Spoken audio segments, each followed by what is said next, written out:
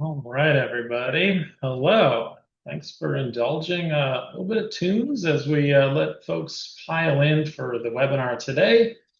Very excited to be here, and we're gonna go ahead and kick it off.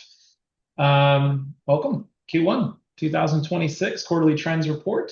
I'm Kevin Weiss, VP of Commerce Media at Skai.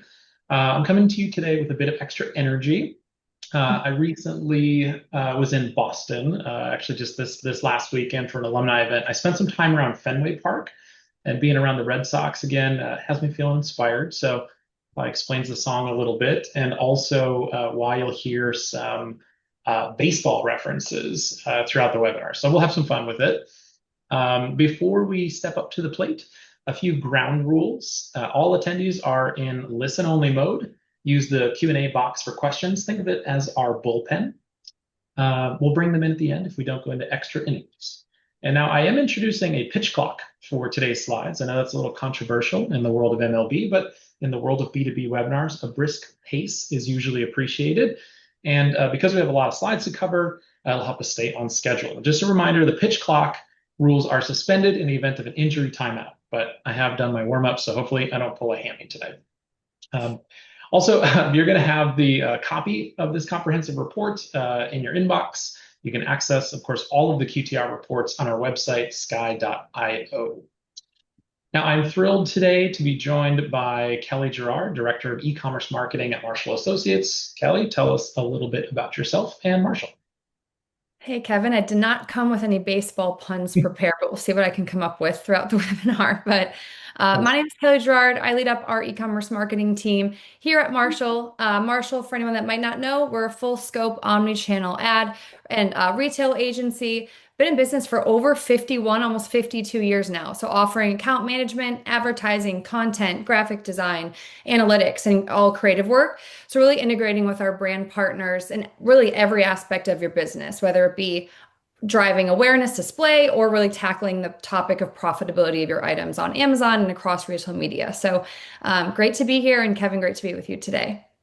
Yeah, likewise. Yeah, love the vantage point that you have and excited to get your takes as we move through the report. Now, in terms of what we're looking at here, we pull from a massive data foundation. There's actually over 900 billion impressions and nearly 10 billion in spend for research at Skai. You can think of it as a scouting report that touches the entire commerce media industry. Now, our analysis is based on consistent advertisers with over 15 months. And this is going to ensure that we're not seeing outliers skewing the data. And it's based on spending only from Skai clients. Now, this is our lineup for the day. We're going to do a retail media deep dive, cover the search and social trends, and then we'll look at the agentic commerce era and what's coming ahead. All right, the big leagues. There's so much news. There's no way to actually compile it all on what happened in a quarter, but we've got a few that we wanted to call out specifically. Kelly, what's your take on some of these? Anything that you can report for us that you wanted to call out? Yeah, so a few that caught my eye, the first one being in the top center about the Google standard shopping and PMax. So as Google continues to change those two, a lot of things, a lot of A/B testing has to occur really to see what mix works best for you. So we've seen the most success on our end combining the two, kind of adopting a hybrid approach where PMax, total automation, kind of hands off the wheel, but then standard shopping, really helping to have a little bit more control, maybe areas you want to double down on, categories, seasonality, things like that. But really leveraging PMax as that machine learning advantage, but then turning to the standard shopping to ensure that maybe your key priorities, objectives are tackled. And then Kevin, the other one was the Meta surpassing Google. Now, Mhm. that one really surprised me. And I think part of it is as profitability, especially with the brands that we manage, profitability continues to be number one focus for brands as it relates particularly to their ad strategies.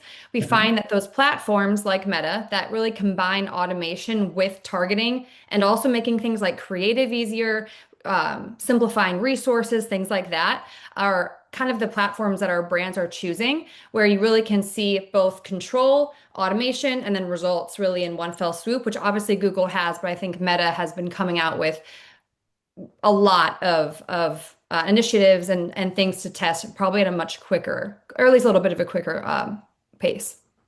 Yeah, yeah, great call outs there. And I actually my first foray into digital was in paid search, like search engine marketing with Google.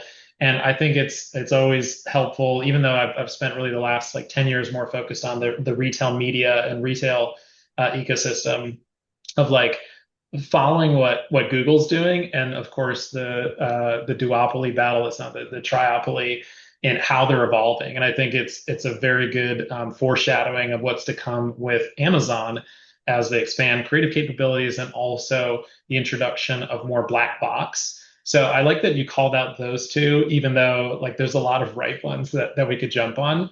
And we'll of course unpack some more. And I think as we get into agentic commerce, we'll break it down a little bit further. But yeah, so many huge steps forward right now in the ecosystem, and some surprises as well, like the Meta overtaking Google in particular. Yeah. Now, the big three, they capture 62% of all digital spend. So I think the diversification is the bare minimum for any serious team that's marketing and driving impact.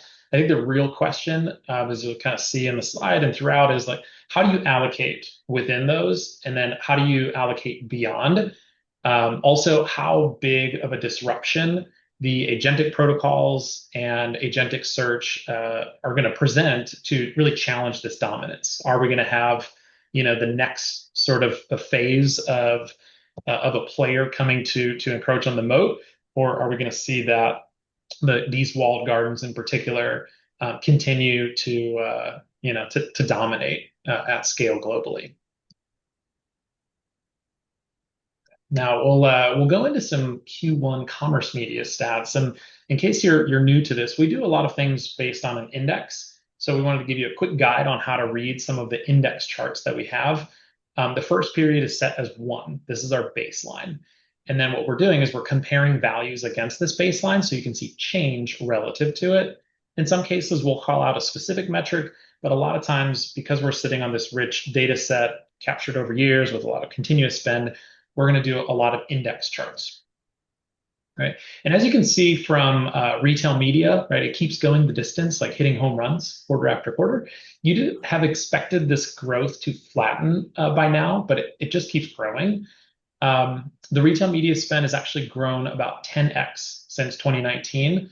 But as we'll see on the next slide right here, CPCs actually dropped below $1 this quarter. So this is a pretty rare game where even though there's more players, the equipment is getting cheaper. And I think, Kelly, you've been in the space for a while, not to mention what did you say, like over 50 years of experience that Marshall has in business. So what's your take on these trends? Yeah. Yeah, so I mean, just to kind of contextualize it too for the brands we manage and kind of how I related to this data. So Mhm. Marshall has seen our ad sales make up about, call it 30% of all of total retail of all platform sales on Amazon and Walmart combined. That's up about 170 basis points. So that has really, and that's kind of on the prior slide too, really emphasized the importance of measuring the efficacy of our ad strategy, right? So as brands continue to spend, the importance of measuring is that spend actually driving incrementality has been very important. So, we found like platforms like Amazon, like Walmart create methods for a lot of advanced optimization that allows people to maybe have a little bit more confidence in their spend because you're measuring not just your ad impact, but your total brand impact. So I think from my point of view, the smart advertisers really stand out from the pack, how they leverage those tools, scale spend smart, but obviously are tying it to the total business, which I think you can see here. Yeah.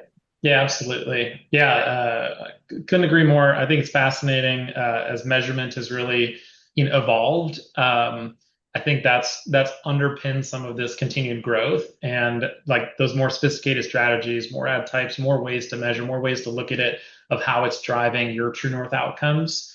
So that's cool to hear, and it's fascinating too because I just remember when ad sales were like a tiny Yeah, portion of total sales. It was just like this forgotten about little thing, like the people in their basement doing the ads. It's like now totally. this is massive. So nothing short of impressive there. I think on and we're sticking with some of the big picture here. So we'll look at a paid search, predominantly Google and Microsoft. Spend is up a bit, albeit slightly more subtly. up than what we saw on the retail media trends. How do you interpret this, Kelly? Yeah, so kind of like your call out here, Kevin, it being a signal, right? So I think, in my opinion, the signal is that the quality of some of the ad targeting has improved. So back at the time, like you talked about, where ads maybe made up 3% of your sales, there wasn't a whole lot you could do with the ad strategy. Maybe there was one ad type you could run. And now, as retail media, or even in this case, right, especially paid search and social, are Mhm. coming out with so many different ways to advertise, different formats, different mediums, different supply sources. To Mhm. me, it's just a measure of the improvement of some of those actual the ad platforms. Where, in my opinion, if clicks are down but sales are up, that's an exchange I'd take any day, right? It's just a signal that maybe your click-through rate or the ad relevancy has improved. So then you can really know where your dollars are going to go further and maybe invest more there. But even if your clicks are overall down, but the quality of those clicks are up, sales, Yeah. click-through rate, conversion rate, that relationship to me is really the key. And that's, like I said, an exchange I would definitely take. Yeah, yeah, absolutely. Yeah, I totally agree. Like it seems like the mechanisms for ad relevancy are what's like driving the trend. It's like a pitcher throwing fewer pitches, but being equally as effective. They're just throwing more strikes, and so it's that ad relevancy mechanism that's kind of playing out. Yeah, CPCs are at record highs, so I find this pretty fascinating as well. Not sure if there's a kind of any piece there, but at least for Yeah. me. Yeah, I have I a was kind of gonna take on this, but yeah, go for it if you had anything. Yeah, Kevin, I was gonna say, right, 'cause this is kind of a shocking slide, right? That the CPCs are up by so much. And I think breaking out, at least from my opinion, the CPC trend at Marshall is a completely different story looking at Um, PMAX or AI Max campaigns compared to demand gen video, video view through, or standard search campaigns, where if this right was on our like Marshall's managed spend, we definitely see CPCs going up on standard search. But I think maybe that's a sign to look a little bit further into optimization processes that it at least can run if, let's say, that your strategy is a little bit more focused on the more manual ad types, whether it's Google or Meta or whatever it might be, really putting into place the need for that weekly optimization, harvesting for negative targets, looking what landing pages or copy isn't working right and making sure that's moving. And then on the automation side, just trying to be sure that that automation is working to deliver low cost per view or cost per click. Right. Yeah, yeah, that's definitely smart, and I think it just speaks to the need for intelligent optimization, intelligent allocations between the programs, as you sort of alluded to on the previous slide. That's really where the game is being played now, and it's diverse enough where it really merits a lot of that type of perspective of like, hey, we're actually seeing this, we're diversifying. So. Yeah, pretty fascinating. I think the on the paid social side, we'll swivel there. Impressions have grown roughly 6x since 2019, and spend is up approximately the same. And I think the story here is that paid social really found like a second gear after some slowdown in 2021 through early 2023, as you can see some softening. And unlike paid search, where really the spend is growing faster than engagement, social is just scaling reach ahead of cost. And I think with that, the CPMs have kind of held steady, finding this like equilibrium, even though there's a lot more competition for the inventory. We've gotten back to like 2019 levels here in terms of the average CPMs, and we'll break this out later in the report by industry. But just yeah, very fascinating, like how this is working across kind of the three big commerce media, paid media channels in our report. So we're going to deep dive now into the retail media channel specifically, and we'll look at some key metrics. I think these jumps year over year here that you can see on the slide now, they show improved relevancy, improved engagement, and then a continued increase in the investment from advertisers. So basically, the ads continue to prove effectiveness. And however you're measuring that, whether it's by just your sleuthing and stitching together of the data that you're getting from the RMN, or a combination of measurement partners and agent-powered insights and what have you, really like the ads continue to prove effectiveness. That's the takeaway. I would have expected this year over year spend number to have dipped into the teens as opposed to staying at nearly 30%. I do think like one of the plugs, if you look at like our data set at Sky versus what is reported from like an Amazon or Walmart in their earnings reports, is you'll see like kind of the every advertiser as opposed to the ones that are using machine learning and automation that exist in platforms like ours. So I think you're always going to see a slightly higher uptick in those year-over-year metrics coming from data sets like Sky versus kind of the whole. But like again, I really would have expected this to dip by now or like just soften given the scale that we're at. Uh, and in terms of by month, this is what we're seeing from that end, potentially like a tougher comparison in March as opposed to a slowdown.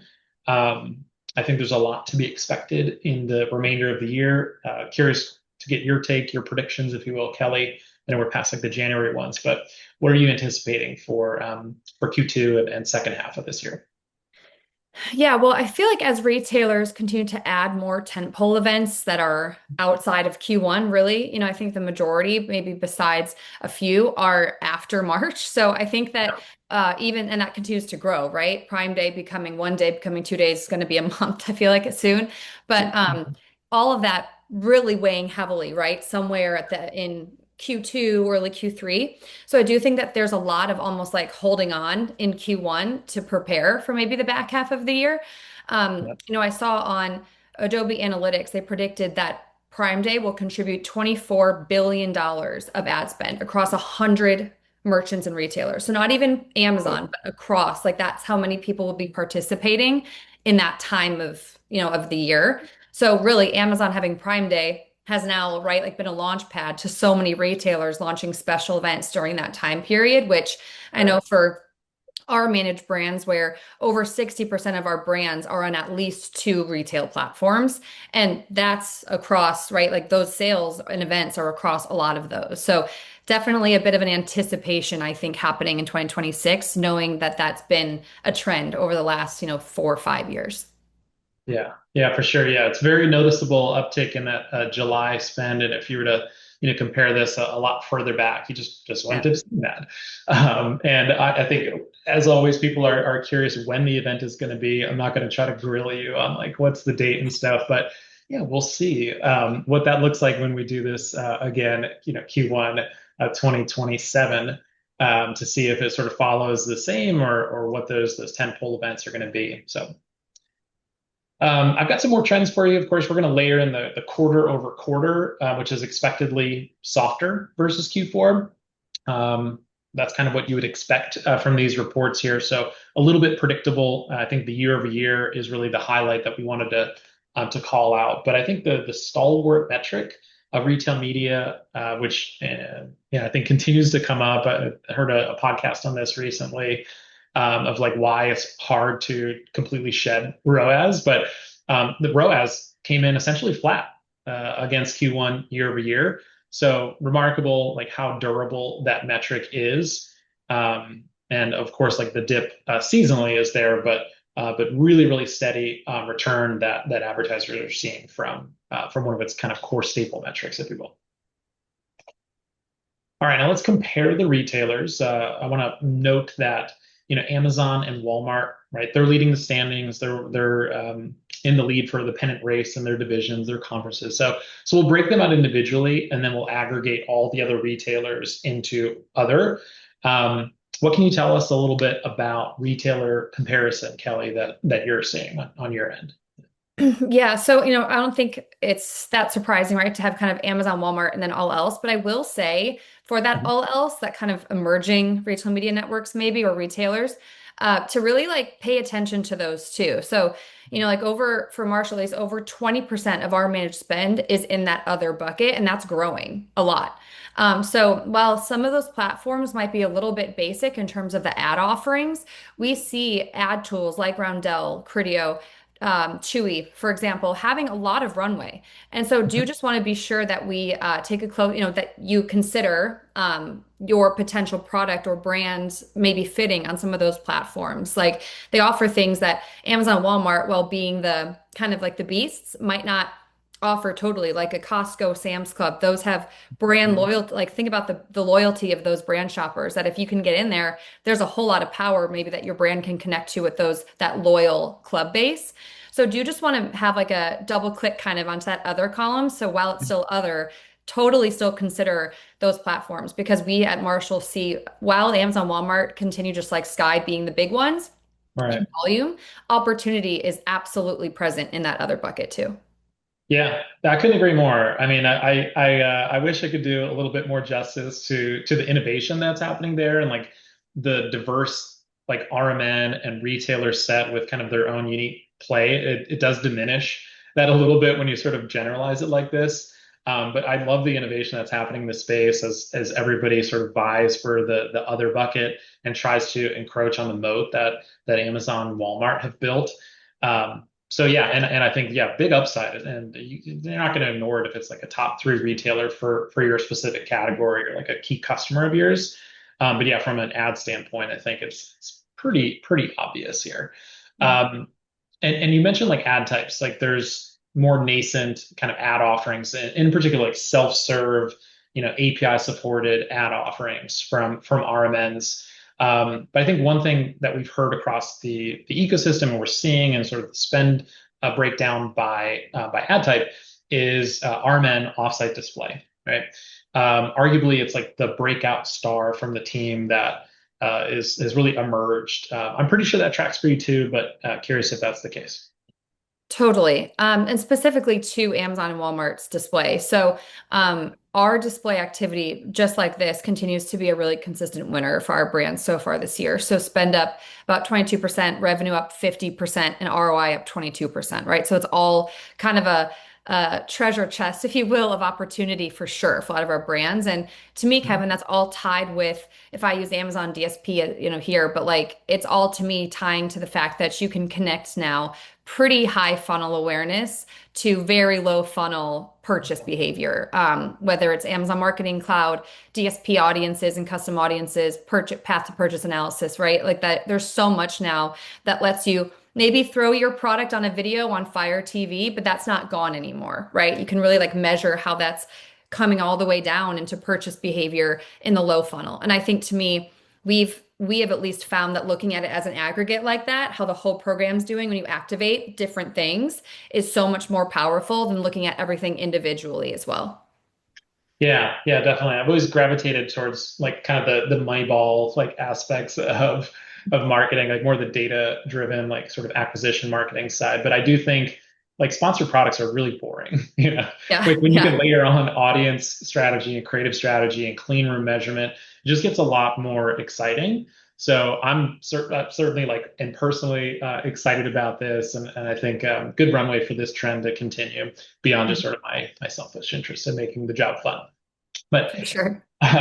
when we look at CPCs, for the first time, offsite display is cheaper per click than sponsored search. So it's really been democratized, and it's not, as we'll find, like sponsored display that's democratizing it. I just think, like when you look at some of the stats like this, it just kind of reminds you like there's no excuse to not be running some form of this and to be running a full funnel strategy. It's not like a cost prohibitive thing anymore. Mhm. It's just kind of table stakes now. Yeah. Feels like a long time ago, right, Kevin, where they were kind of Yes, gatekeeping DSP with huge yeah, minimums. It's now kind of anyone's game, it's just how you use it. that's right. I couldn't agree more. Yep. We've got some more year-over-year trends focused on Amazon. We're showing clicks, grew, conversions grew alongside spend. One in particular here that we've got in just a sec, we've got Amazon DSP clicks that grew. But I think that one of the call outs before we get to that is like sponsored display specifically. This is the ad type that isn't like trending in the up and to the right, particularly as like a percentage of spend. So yeah, I don't know if there's like a product manager out there that's like sad about this, but yeah, what do you think of this development? Kevin. Yeah, I wonder about Kevin, like really what the future of sponsored display will look like as DSP continues to become basically like sponsored display's bigger, stronger sibling. Um, Yep. but I do wonder about the future of sponsored display. I'm not sure who else has maybe experienced this, but we're starting to see Amazon do some testing with sponsored brand deprecating custom image. So Hmm. with that, you have no ability to add imagery. So in that way, you're really resorted to, if it's on-site search, doing sponsored display, custom creative, or of course DSP, but that obviously would maybe be a little bit of a different game. So really interested in how that maybe this trend in the future might change if sponsor brand is no longer like the creative, kind of hook that customers see top of search. But interested to see how that trends with maybe as Amazon messes around with that change. Yeah, yeah. Very curious how they're going to respond and adapt to this. Some things stick around and grow, some Yeah. things. So we shall see. Um, yeah, if you look at the CPC by ad type, three of the four major Amazon formats are now under $1 per click. Sponsor brands is the exception, and I think that's really like underpinned by top of search, which is this hyper competitive, like super intensified, bid pressure. It's just fascinating again to see kind of the trends there. But one that like really stood out for Amazon, and I had to like double check, triple check this, but DSP clicks grew 156% year over year. Not a typo, very, very unusual outlier in the data set here. And I think like the story would have to be that like there's just a lot of engagement with the media, like the media types, the placement types, and Amazon is really, really leaning into growing DSP. Obviously, a ton within Amazon.com, within owned and operated, but just click engagement just through the roof. So really, really intriguing there. Um, I don't know if anybody else has seen something like this dramatic, but that was really staggering when I looked at it. All right, shifting gears to Walmart, we'll focus on ad format to start. Another index chart here. We can see that sponsor brands is catching up to sponsor products with that gap narrowing. Good sign, I think, for Walmart Connect. Are you seeing that as well, Kelly? For sure. And also kind of a double click into sponsor brand video as well. I know that's maybe the more newer of the three or of the two sponsor brand family, but that one for us being a specifically strong ad type when you benchmark it to sponsor product, which has obviously been around forever. So for us, sponsor brand video click-through rate has actually surpassed the click-through rate of sponsor product and a conversion rate only 1 percentage point. So like it's 11% to sponsor products, 12% below sponsor products. So super interesting just on in terms of if you can win that video placement or invest in sponsor brands, it can really help offset maybe competition that you might see top of search on just sponsor product. Yeah, yeah. I mean, I love all the video formats that we're saying. I think those like tidbits that you just shared are very helpful. Um, I think it helps to like show like it's a great investment type for advertisers on Walmart. And even though it's like relatively small as a percentage of Yeah. sponsored products, right? Like you can get pretty good output, like impact from this investment. So this is like the softer area at the moment. The CPCs actually dropped 20% year over year for that ad type, whereas sponsored products was relatively flat. So a couple of things here for folks as they're kind of taking notes and how they might adapt accordingly. I think plug, if you will, for Walmart sponsored brands there and the video placements in particular. Let's go by industry. This is a nice breakout in our retail media deep dive that we do here. Pretty much every category scaled spend while CPCs declined. It's like a league-wide efficiency gain that occurred. Hobbies and leisure, perhaps an indicator of the macroeconomics, that cost per click went up. So interesting there. And then on the kind of CPC for Q1 year over year, we can see that there's like this sort of central clustering, but health, beauty and personal care are sort of outliers there. Apparel as kind of more that bottom left on this. It really plots a nice quadrant there. So just calibrating your CPC to your industry is going to help you make sense of some of the other reports where we say like, oh, it's like at $1, or these ad types 3 of the 4 are below $1. This sort of stuff just helps you calibrate that. So Mhm. cool. All right. Let's go into the search and social. We're kind of getting into the middle innings here of our game. We've got paid search running the bases with March accelerating to 8% growth. Data shows that the market has really split here. We've got some accounts that are really scaling up. We've got others that are pulling back. So there's this like divide in confidence that's occurring within like paid search specifically.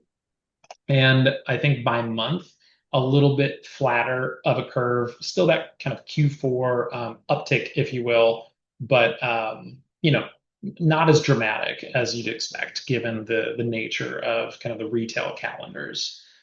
Now, in terms of long term and cost per click and by industry, um, we're seeing like some industries stand out and just a little bit more dramatic variance in some of these charts. Curious, Kelly, if there's any industries that have stood out to you from your customer set. Yeah, now one industry that might be captured in here, but the kind of as a standout on our end is automotive. So we're Hmm. finding that, audience shopping for automotive or audiences shopping for automotive are pretty educated on the industry. There may be car buffs, but at the minimum, they purchase frequently. So whether it's antifreeze, whether it's wiper blades or fluid for the car, that person, whether it's just kind of a standard car owner like me who isn't a big car girl or someone who really loves cars, no matter what, you kind of have to service your car somewhat regularly. So that purchase frequency is actually pretty high, which allows for pretty robust targeting strategies from what we've seen. So for example, like the things you could do, and this could relate to other industries. So definitely encourage anyone who might have this relevant to their brands, but A/B testing creative based on sales demographics. So for example, maybe serving an ad to a bottle of coolant that's positioned in a large suburban home in a garage in the driveway or something like that to someone middle-aged who's a homeowner. Totally separate to the creative that you serve to me, someone who lives in the city that might have her car parked in a smaller garage or in like a high-rise garage, right? Like that looks so different. So being able to customize your creative to really make the most of any paid search, and obviously that would expand to paid social and retail media too. But just did want to call out automotive as a really lucrative one that we're seeing this year. Yeah, very cool. Yeah, and I think we'll talk a little bit about creative and personalization a little later. I believe the automotive falls into other for us. I'll have to double check though, so see Yeah. if we can send a note about that afterwards. But yeah, good call out. I thought this was pretty intriguing as well, like just heightened competition on the B2B side. Finance, you kind of saw on the previous chart as well, but really B2B, that gap widening, if you will, between different segments, like different verticals on paid search. Let's talk PMAX, right? I'm fascinated by this. I think this is a vital trend to watch for everyone. How are you guys utilizing PMAX, Kelly?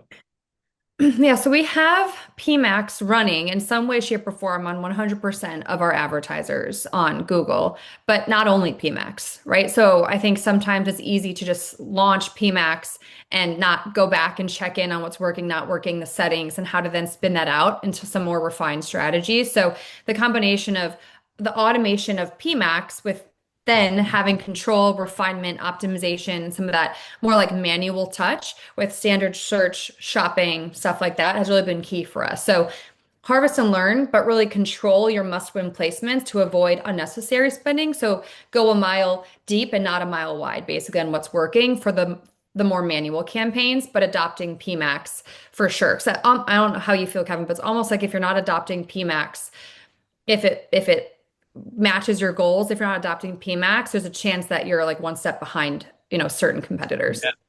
Yeah, I couldn't agree more. It's like there's these trade-offs, and like we have seen, like we mentioned this in the notes on this slide, like there's more transparency updates than have happened. Mhm. Like they're listening to your voices and they're shedding more light on some of this reporting, which of course we're exposing a lot of this as well. Like so, So I just think, yeah, adoption, like while you're sacrificing a little bit of that transparency in the beginning, it definitely pays to invest and you're just ahead of the rest of the curve.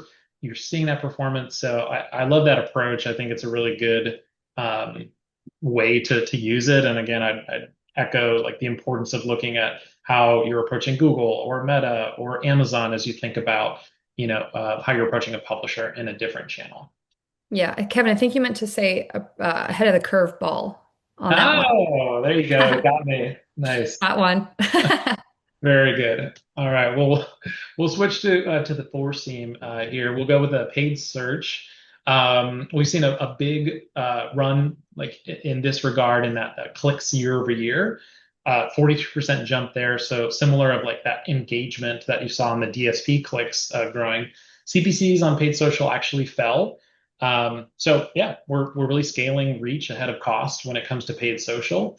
Um, and I just think like that efficiency advantage that's happening within paid social, like it's not a surprise entirely if you like pay really close attention to some of these key metrics, like why Meta is so strong. Now, TikTok, very, very impressive, of course, and I think weathered some of the uncertainty well. The TikTok spend share climbed to about 18% in Q1. So, like the gap between like adoption and investment is closing. Advertisers aren't just testing this; they're giving it real budget. I think TikTok Shop aside which has sort of its own idiosyncrasies as a paid social channel. Really, TikTok, is scaled and continues to show a pretty good uplift. Now, if you look at the paid social by industry, we've got really a two-tier system. And if you just think about this, I think on the next slide, actually, it's a little bit clear. Here we go. Like finance is kind of this separate like beast of CPMs, whereas all the others have been fairly stable. If you just kind of swivel between like the changes there, jobs and EDU, a little bit bigger increase. But finance, like much higher CPMs, whereas for non-finance advertisers, somewhere between 5 and 10. So you're really competing on like creative quality, on targeting precision. You're not just outspending the room, but heavily, heavily influenced based on your vertical. All right, we're in the seventh inning stretch, so stand up if you aren't already. Join me in a singing of "Take Me Up." No, we're not going to do that. No singing, right? But we are going to talk about the agentic commerce era. We're kind of waiting for this. It's usually a fun time. There isn't a last call, so grab another cup of coffee if you need a little bit more juice for this. I think we'll start with AI creative, right? We're moving past that experiment phase. Like AI, this real-time creative partner, lots and lots of assets. What is it? 70 million Gemini generated creative assets in Q4 alone. So I think that creative bottleneck is dissolving a little bit.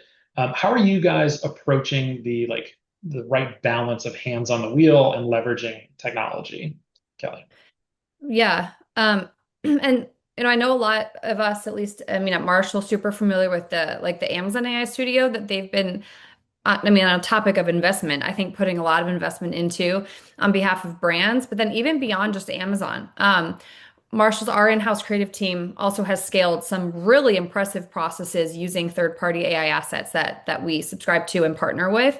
So like Mhm. we don't have to give up the reins of brand guidelines and brand loyalty to use AI. It's really just the right person, the right tools. So I think anyone could go in and type in a prompt and have that spit out, but you really have to as good basically the output's as good as the input, right? So you want to be Yeah. sure that you're considering brand guidelines in the prompt. And you can honestly, a lot of AI tools, I don't know if you guys have seen this too, Kevin, are really smart. And as you start with creative, and so as you start to feed it your brand guidelines, and I don't want a dark lit room, I want a bright lit room. And as you interact with that agent, then the outputs really do end up becoming a lot more consistent over time and throughout use.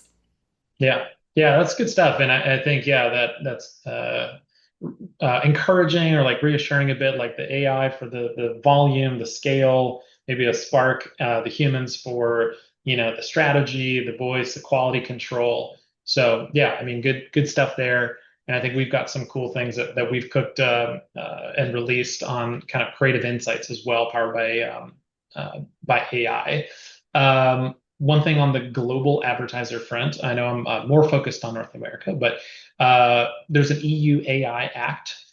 Full enforcement is expected in August 2026. So there's going to be like two ecosystems that we'd expect, right? The US, UK, Asia, and potentially limited versions in the EU of things like PMax or Advantage Plus. So might need to do an audit, have some fallback workflows in the event that this materializes the way that they were expected to. So an important development here.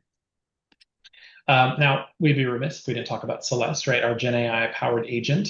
Kelly, you actually were one of the folks that we, touted wins from, right? In uncovering insights from this, allowing you to grow within a category before the season even started. So, of course, we are in the game with this. We've got some very exciting stuff coming up for Shoppable. But one of the things that we thought we could do as we talk about agentic commerce, as we talk about AI, was give you some insights from how users are interacting with Celeste now that we've been generally available for like a year. We've been using it, obviously deployed in the platform for a long time, but yeah, Celeste specifically, these are the prompt categories that users are prompting within. A lot of strategy and planning, a lot of performance and pacing, less so around campaign setup and operations, less so around platform usage and troubleshooting, maybe as a result of some of our great service, CS folks, shout out to the teams there. But yeah, I think there's like different specialized use cases for these, and it's going to show up a little bit differently for everybody. Curious, what you guys have done or like leaned into in terms of the prompt categories, or like how you'd characterize usage or approach to a tool like Celeste. Yeah. Yeah, I would say we definitely fall into the bucket of that strategy and planning expanding, right, from last year into this year. Yeah. So that going from 39 to 47, that's definitely Marshall in that bucket, I would say for sure. Less about can you pull the data from last week, right? And more about which we still do. And that I think was the just speaking on behalf, like that was maybe the starting, just at least we can do that, right, on our end. And then it turned into like a regular, let's say weekly report out with insights that maybe we wouldn't find. And that's really at the search term level and up, right? So it lets our employees and our specialists and experts spend their time on actually communicating results, thinking strategically, and then Celeste providing a lot of maybe that micro insight and micro strategy that lets us plan better and plan smarter. Yeah. Yeah, good stuff. Yeah, this is like the heat map for a pitcher. Like before you step up to the plate, like how are you going to use it? But also something you mentioned before, like the quality of your prompt makes a big difference. So just know that there's a lot of different usage within there that's going to vary based on how well you use the tools. So um, yeah, let's talk a little bit about agentic media buying and some shifts here. We are seeing that 66% of ad buyers are planning to focus on agentic buying. So really, it's like the emergence and anticipation of a new channel, and like that fundamental shift in how brands are approaching this. So there's lots of like leaked reports, insights, that are emerging about how to buy within the agentic channel. And I think while we're still in the early days, kind of the early innings of this, we're going to see this really grow over the course of this year, and these kind of different visions, different approaches to it emerging. So 66% of ad buyers plan to increase the focus on that buying. You've got neither are entirely ready for scale, whether it's the AMP or the ad CP. And the walled gardens are a little bit resistant to playing along. So really heavy emphasis from our end on like experimenting now, try to build up that internal capability, sort of like what we alluded to with PMix, right? Curious if you have any take on like the kind of the trust gap or around AI execution. Curious to get your take on this here. If you have any thoughts on like transparency about this or how to buy this. Yeah, to me, the thing that stuck out to me, Kevin, was just on the right graph. The first one, Gen AI used in media campaigns is 78%. You bump that up against the one in highlighted, agentic AI in buying and execution is only 66. So to Yeah. me, that's the difference, is the trust of, yes, you can analyze data, you can help formulate right insights and action planning and stuff like that. But there's that then I even on, and I'll speak personally, even from me, that maybe fall off in trust than on actually executing, right? Like we want some of that touch still. So in my opinion, it's just making sure if you test at all, it's one, two, three campaigns or whatever it might be to do to kind of dip your toe into it, see the impact before just putting everything into full agentic AI buying. Yeah, yeah, yeah. I like that, and yeah, it's good call outs there. I think other take here is that this type of media buying is more efficient than programmatic. Um, yeah, really fascinating, and it unlocks new formats as well.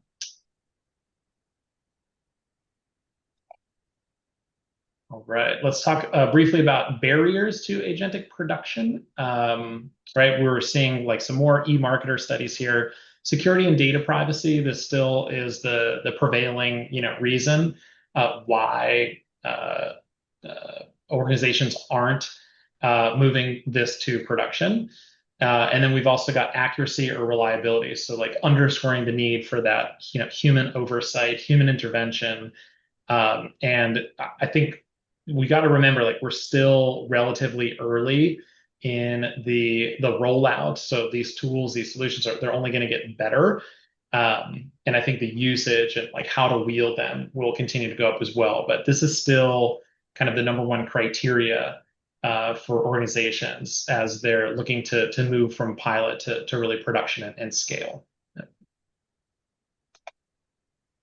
Right. A few things here as we move into the home stretch.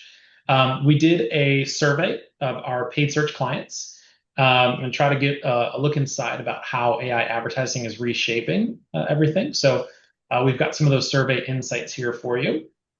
The first is around the potential performance of Google's AI campaign tools. That shows some confidence and like the upside there that is expected. And reconciling or I'm sorry, reinforcing the same barriers that we saw previously, but specifically like loss of manual control is one of the concerns that exists, lack of transparency. So this is like the becoming the hinge at which adoption will swing upon. So as Google and other publishers provide transparency, provide some control over where you'll serve and how, those will be the ways in which advertisers are going to adopt and invest more into various AI features. Data governance as well. Must have data governance around this, around data sharing with ad platforms. We found 63% have strict policies around how this is done. So I think organizationally, right, there's a lot of B2B catch-up that's happened on the consumer side. And even on the sort of the lesser percentage, like policies are somewhat flexible, but they still have, data sharing governance. So everybody must have this. If you're in this small subset here, I think you're the outlier in that group. But not everybody is sharing all of their conversion data and customer signals with Google for their AI enhancements. So some more intrigue within the survey results here, that this is one of the reasons in which we're going to see less than 100% adoption of some of these AI enhancements. And proof, like transparency. It's very important or essential for the majority of advertisers before they'll commit against this. So that's kind of what we're expecting to see is, Google and other publishers making more data available and, following the renewed surge in clean rooms to provide anonymized data or work more seamlessly with a trusted intermediary. So some good stuff here is like promise of the ability to solve for some of those barriers and what that would yield in terms of increase in spending, from moderate to significant to substantial, quite a bit of extra dollars on the table for this. So if you summarize that kind of consumer survey up, right, AI powered ads are becoming the default. The we believe, like advertisers believe in the value of this, and we're gonna expect that adoption to be bottlenecked until we address these barriers, and also that this is going to play out across other platforms, even as folks like OpenAI, enter the fray with their own app offerings. Yeah. Feel free to chime in, Kelly, if you had anything to add.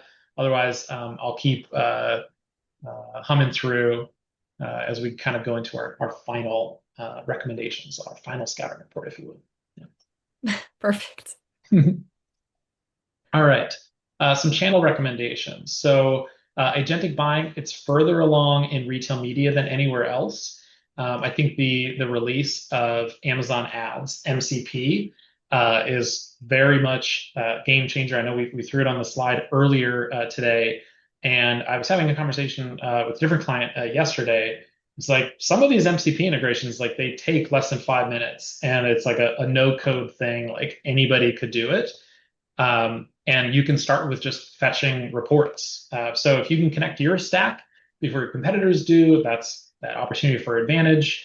And I think that you're still going to have to master each platform's AI tools instead of like open protocols. So these are some really fascinating developments that I don't know if I expected it to happen this quickly. And hopefully you can have this as a takeaway on what to prioritize.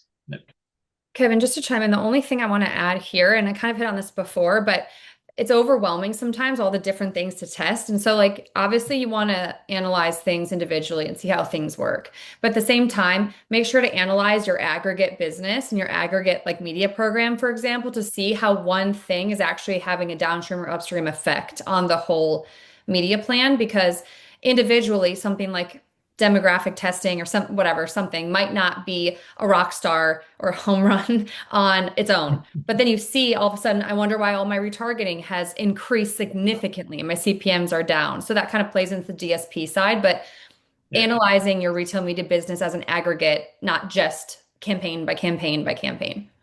Yeah, and that's really good. And I think again, another underscore for the human oversight, where a lot of like these channels they operate in silos. Like Mhm. while Amazon would like to be sort of the ads for everyone and capture all of the dollars, or Google would like to, it's like there's still that need for the human involvement as you look across the omni-channel and try to synthesize impact of all of these different ones. So yeah, I really like you touching on that point there. So on the paid search side, the takeaway here, your platform is becoming the agent whether you're ready or not. You really need to lean into the AI, prioritize text guidelines, so those brand voice rules, term exclusions, a few like really good plugs here, I think, from the report that are good to call out. Yeah. The only one on this one, Kevin, would be on that last one, DSA migration. We've seen on our end, as you pivot into PMAX, AI Max, different types of ads, PMAX will serve on a lot more than just search results. So being sure that on Google Analytics, wherever it is, you're looking at that because paid search or paid search might look down. All of a sudden, maybe your maps or your YouTube or some other network or supply is skyrocketing. So just looking at making sure that you take a look at that, I think was one learning lesson we had on our end. Yes, you can only get that from having been through those trenches Yeah, yourself. So totally. thank you for calling that one out. Yeah. All right, social, agentic creative, right? It's ahead of the buying here. So yeah, creative volume through AI, personalization is really like the piece that I think we're trying to address and make more possible. I think Advantage Plus adoption and sort of that similar vein as PMax or even a P Plus, if you will. These legacy manual controls are going away. Black box with some transparency is really the norm. So hopefully, yeah, y'all are resonating with these areas to prioritize as well. And just speaking as kind of a consumer on this one, Kevin, right? We do an ads we clicked Oh, session yeah. with our team once a month. And Yeah. it seems to be a common denominator for social ads that we clicked, and now it started to become an ads we didn't click. If that social ad is screaming AI, like fake AI, and if it's a video that's going from people moving like in slow-mo to another one doing that, to another one doing that, and rather just having a 15-second simple story, one with people and then some without, like making sure that social ads and creative aren't, it's quality over quantity for sure to a lot of that. Yeah, that's good. Yeah, and what did we not click on? I think yeah, that's Yeah. have to like formalize that and make it yeah, The next webinar. yeah, that's good. That'll be a fun one. All right. One thing I have to plug, we did announce our own Sky MCP. I loved this one from our group and yeah, it's essentially looking at Sky as a data hub. So if you have your own agent, which I know a lot of you out there do, you can connect Sky to it. And so just by having Sky handle all of the connections, really like that data hub for all of your commerce media, yeah, you can tap into that data hub through your own agent. And of course, if you're already connected other data sets to it, now you've got the benefits of having that all within your own agent that you're comfortable with, has cleared, security. So this one is big. I think you'll continue to hear more about this. Some early praise from the market, from customer base on this. So definitely an endorsement on that from my end. It's very easy. I've actually connected to myself. It's really, really quite easy. Okay, looking ahead, whew, home stretch. Um, what's on the marketing calendar? We've got Shoppable. We've got Amazon upfronts. We've got Mother's Day. Don't forget, buy the flowers. And then Google Marketing Live. So a lot of stuff coming up in May. We've also got Shoppable in the Park, which I know is the number one thing on this slide that you guys were looking at. Oh, we've got World Cup. World Cup is happening. Prime Day is happening. Whether it's June or July, I guess we'll find out. And then Cannes, of course, if you hadn't had enough rosé from last year. So much cooking, a lot of things that are going to shape up the rest of the year and these next trends. We'll hit you with the report, the deck. These are the summary items. If you sort of wrap all of that up together with a neat bow. Kelly, any last parting thoughts as we hit the home stretch? Action items, takeaways, any other baseball puns even? Let me know. See if I can get one really quick. But no, I guess on the action items, the last thing, Kevin, on mind is to as you're adopting, because I feel like more than ever, Kevin, it's like right now there's more change, more tools, more features, different types of ads, different types of activations. So just look at what metrics you think are going to change and don't be worried about it if they change, right? So kind of to that trend in the beginning, if clicks go down, but the quality of those clicks are up for a certain category, whatever it is, that's okay. And then just know where to lean in more. Yeah, So it's making sure that you're looking at the KPIs that you think might change, preparing for that as you activate something brand new to your strategy, and then react accordingly. But definitely no cause for concern if you plan for it. nice. Yeah, good call out. I love the constant reinforcement of like good test and learn best practices there and like how much you keep reinforcing that. So good stuff. We plug these things. We are going to fire up a poll for all of you faithful attendees that stayed the hour. Thank you so much for this, Kelly. Thank you so much for all of your insights, for being here. This was a lot of fun. I guess we'll cue the poll if Josh, if you can do that, and then we'll see you on the next one. But thanks again, and have a great rest of your week. Thanks, Kevin.